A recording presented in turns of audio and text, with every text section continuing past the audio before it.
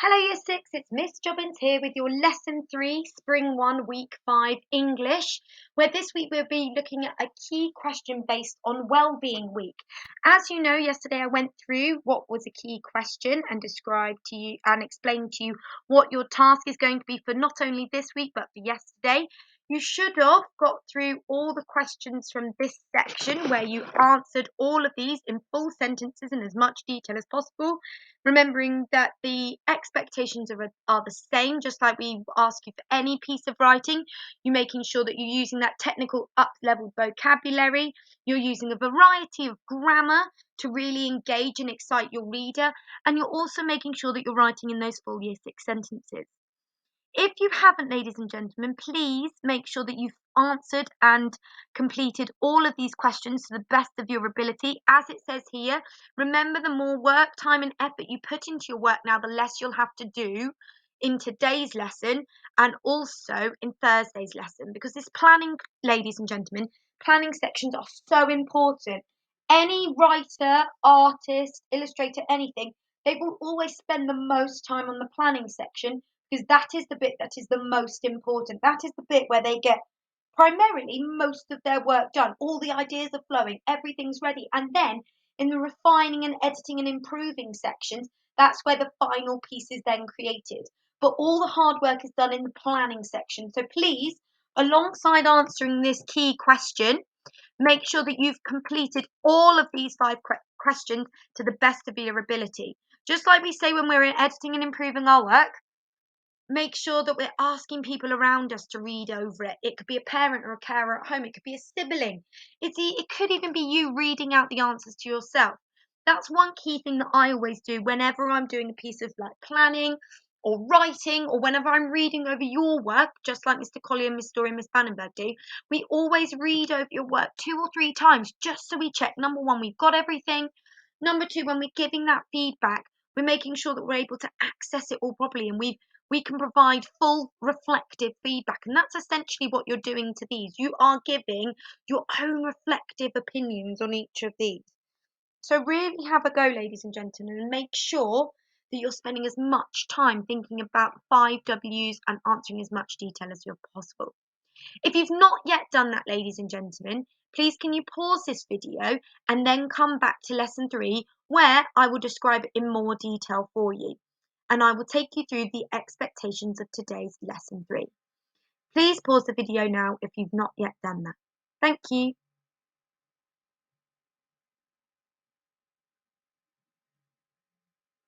Hello, ladies and gentlemen, and welcome back.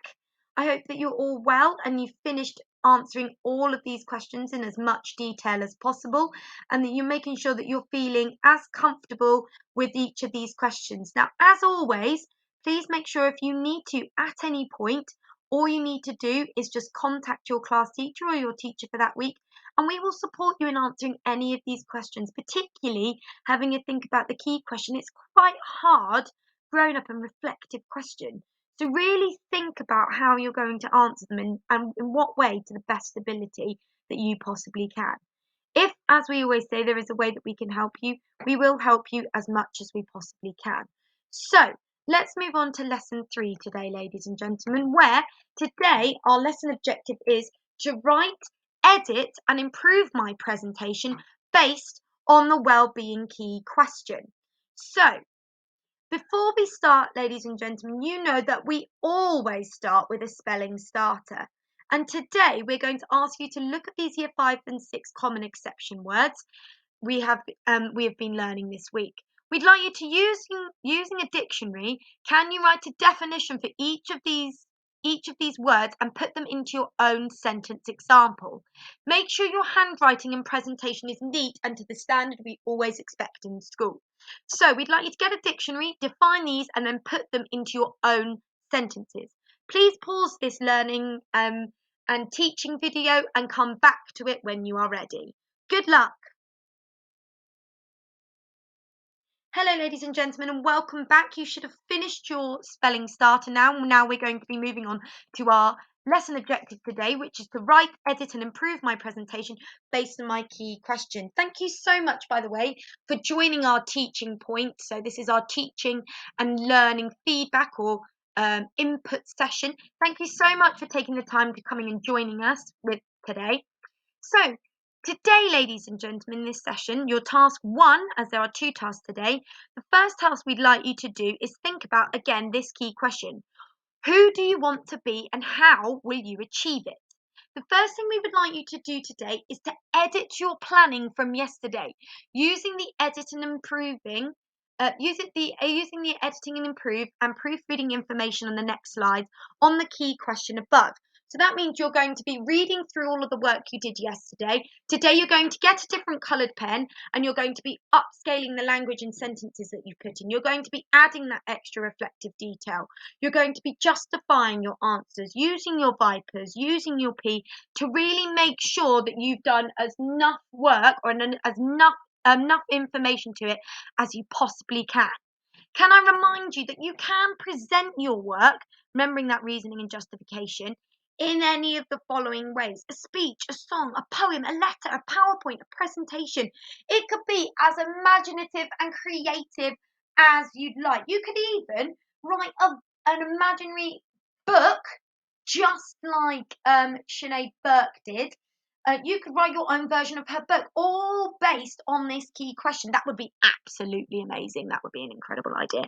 So, as we said, you need to make sure that you have answered all the questions from yesterday. So, at the start of this teaching point, I took you through those questions again, making sure you've used your vipers, your P, your Year 6 full sentences, your grammatical devices such as a forest, emotive language, the technical vocabulary to engage and excite the target audience. Please, please, please make sure that you go through your grammar resource, ladies and gentlemen. Okay? The grammar resource we don't just make for fun, it is there for you to access and it will help you really edit and improve your learning today. So you've already excelled yourself by listening to this teaching point. Make Mr. Collier, Miss Bannenberg, Miss Story so incredibly proud by now going through this grammar resource and helping it to upscale your language even further. All the children I'm working in school with are all using this grammar resource to support them. They're all spending an awful lot of time thinking about the language that they're using and upscaling it all day, every day. As they're going along, they're pausing, they're coming back to it, they're thinking, what can I include that will really impress Miss Jobbins? Really, really, really think about that we are your target audience, your class teachers, so we're expecting a lot, okay? So I'm now going to take you through some slides to help with your improving and planning session. And as I said here, don't forget to use the grammar resource to develop it. So I've added in your vipers again just to remind you to use them, as well as your P. These are really key to not only your reading comprehension, but also to developing your sentence structures. These kind of questions really get you to be reflective and justify and summarize your answers. So really make sure that you're using these to the best of your ability, okay? So as you can see here, we always, in any piece of English work, we always use our taps. Now, I'm not going to read through each and every one of these for you. However, I'm just going to make sure that you need to, if you possibly can, print these out as well as your success criteria to tick through. So you've got them in front of you during your whole planning, editing and improving and refining process. It's really important to know what text you're writing, your target audience. As I said, these presentations will be presented to your class teacher via video. So you're going to film yourself presenting these, whether it's something like this where you're filming over a PowerPoint, or whether it's like that video I uploaded of chapter 1 where you're actually reading out to the camera, getting someone to film you. Really think about how you're going to do that and think about primarily your target audience. You're going to need to write in that semi-formal tone. That means we're not expecting you to speak to us as if you're the queen, but we would like that formal language, okay? We don't mind the occasional bit of humour and the occasional, can't instead of cannot. That's fine, those contractions, that's absolutely fine. But you really need to think about keeping it to a formal presentation style. It's first person, you might want to include some third person in there, but primarily it's you speaking to us, telling us your reflections. So really make sure that you're using everything from the success criterion grammar resource to support you.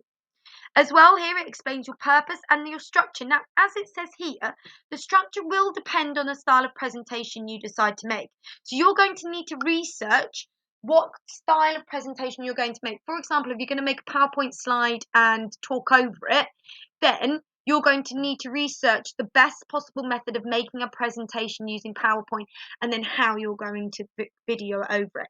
If you're going to do a speech, you're going to have to research persuasive, powerful speeches and base your writing on that.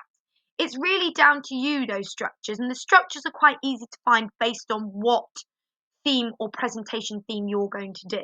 If you're a bit stuck on that, we don't mind if you want to get in contact with us. We'd be more than happy to help you, okay? But you need to make sure that you're using your success criteria, because the success criteria is going to be the same for everyone. You really think about your structure of your presentation, and the main thing is you get the answer to the key question across in your own words. You could use these models here to help support you as well. These just give you some kind of basic tick sheet things that you can go over when you're doing this sort of learning. But these will also be used to be able to support your planning, drafting and final piece of work ready for filming on Thursday. So as you can see here, we've got quite a hefty presentation success criteria here. So please make sure that you go through it. As always, you need to make sure that you've read through it. You've included every piece of this in your planning presentation section, and make sure that as you read through your work, you make sure you can find 2 or 3 pieces of evidence for each of these features in your presentation process before you tick it off, okay? You need to make sure that you keep referring back to your success criteria as a plan to make sure you haven't missed anything, and you should be self-assessing in your planning, your editing and improving, and your final draft section. Even when you're practicing your final presentation, you should be self-assessing, ticking this off as you go along. Now, if you want to, ladies and gentlemen, instead of printing off this slide, you could go to the resource section on the website, scrolling down. It is here for you, so you can just easily click on this and print it off. It's really, really simple. And don't forget, I don't know why this hasn't got the grammar resource link, but this here, when you click on this, will take you directly to the grammar resource link, okay? It then takes you through some key slides will explaining editing and improving to you, making sure it breaks down what you need to do in today's lesson, and then there's a lovely bite-sized video that you can watch. Again, the same for proofreading. So ladies and gentlemen, this is all task 1, is editing and improving your work and proofreading it and making sure that you've got everything not only from your TAPS but your success criteria. You need to make sure that you've got all of those and you've included elements from your grammar resource. So please pause this video now, Jojo your class teacher if you need some help, but pause this and have a go at that and then come back to it later for me to take you through task 2. Wishing you the best of luck, and please pause this video now as I'm about to take you through task 2.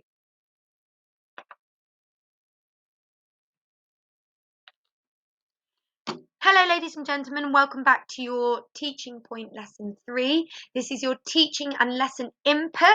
As you know, we give you your daily morning support, but this is also a bit of extra support for those of you who need that little bit of extra input and teaching from a class teacher about your expectations and activities today. So, your second task for today, you should have gone through and edited and improved all your work using your TAPS, success criteria, grammar resource, the editing and improving and proofreading section, and gone through all of those, watched all the videos, and then you're now moving on to task 2. So for today's task, ladies and gentlemen, we would like you to use your planning from yesterday to write your first draft of your presentation. So that's essentially using your edited planning from today. You're now going to basically rewrite it and really break it down and refine it. So making sure that you focused on your method, you focused on answering that key question, okay? So now, ladies and gentlemen, we'd like you to go through writing your first draft section of this PowerPoint and make sure that you watch this video. This will help support you in writing your first draft because, as it says here, drafting is a process that all writers go through, okay? You need to choose words that reflect what you're trying to get across and what you're trying to say in this question. You need to think about your structure and how you're accurately going to present your work, okay? So really think about drafting and redrafting, reading it out, pausing, editing and improving as you go along, okay? And this is your writing your first draft. Don't forget your TAPS, as I've just been through, and your success criteria. This is now another key point or another key part to ticking this off. So make sure you can find examples of all of these 2 or 3 times and you can tick them off as you go along, okay? And don't forget now that we've also got, like in the grammar resource, you've also got these links here that can support you in your persuasive writing. So can you add in these sentence starters? Can you, when you're using your P, use these to support you? When you're coming to the end of a point that you're making, perhaps you use these. These are really good supportive writing. And again, you've got your learning videos to support you. As always, if you need any help with anything at all, please do not hesitate to get in contact. But please now move on to task 2, where you are writing, or now essentially writing a script or getting your PowerPoint ready for your first sort of plan or first draft of your presentation. Good luck, and we're so excited about reading these, ladies, and watching them and seeing you filming them, ladies and gentlemen. Have fun, and we're always here to support you. Bye.